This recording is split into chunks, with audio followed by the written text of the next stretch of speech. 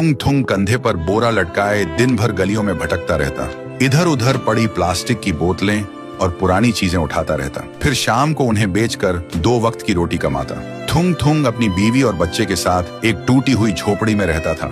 गरीबी इतनी थी कि कभी कभी नमक रोटी भी नसीब नहीं होती थी। भूख मिटाने के लिए पेड़ों के पत्तों का सहारा लेना पड़ता। फिर भी थुंग थुंग ने कभी चोरी का सहारा नहीं लिया। एक दिन थुंग थुंग थका हारा श्मशान के पास बैठा था। शाम ढल चुकी थी और हवा में जले हुए लकड़ों की बू थी। तभी उसे मिट्टी के नीचे से हल्की सी रोशनी चमकती दिखी। वह धीरे से उठा और मिट्टी खोदने लगा।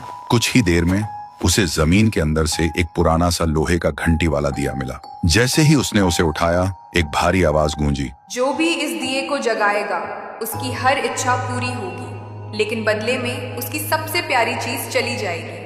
थुंग थुंग का दिल जोर जोर से धड़कने लगा। वह मन ही मन सोचने लगा, सबसे प्यारी चीज मतलब क्या? वह घर लौटा और बीवी को सब बताया।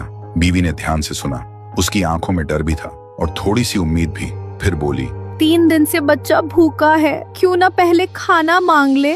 थुंग थुंग ने कांपते हाथों से दिया जलाया और धीरे से बोला, हे दिए, मेरे भूखे बच्चे के लिए अनाज दे दो, बस पेट भर खाना दे दो। अचानक पूरी झोपड़ी अनाज और रोटियों से भर गई।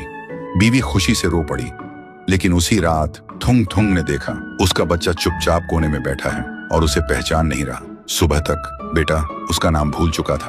थुंग थुंग टूट गया, लेकिन घर में अनाज था और भूख खत्म हो चुकी थी। उसने खुद को समझाया, बाद में बच्चे का इलाज करवा लूंगा।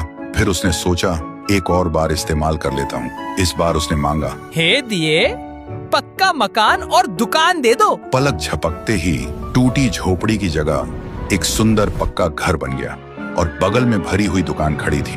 थुंग थुंग खुशी से बीवी के पास दौड़ा, लेकिन उसने देखा उसकी बीवी पत्थर की मूर्ति बन चुकी थी। थुंग थुंग चीखता रहा, रोता रहा और कोने में रखा वह दिया हंसता रहा, क्योंकि शर्त वही थी, हर बार सबसे प्यारी चीज खोना। अब थुंग थुंग के पास बड़ा घर था, पर वह पूरी तरह अकेला पड़ गया था। वह रोते हुए पत्थर बनी बीवी को गले लगाकर बोला, मुझे ये अमीरी जिंदगी नहीं चाहिए। मेरी बीवी और बच्चे को पहले जैसा कर दे, भले ही हम भूखे रहे।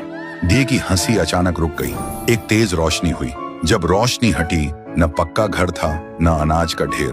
फिर वही पुरानी टूटी हुई झोपड़ी थी, लेकिन सामने उसका बच्चा खेल रहा था और बीवी मुस्कुरा रही थी। थुंग थुंग ने सुकून की सांस ली और उस मनहूस दिए को वापस श्मशान ले जाकर मिट्टी में हमेशा हमेशा के लिए दफना दिया।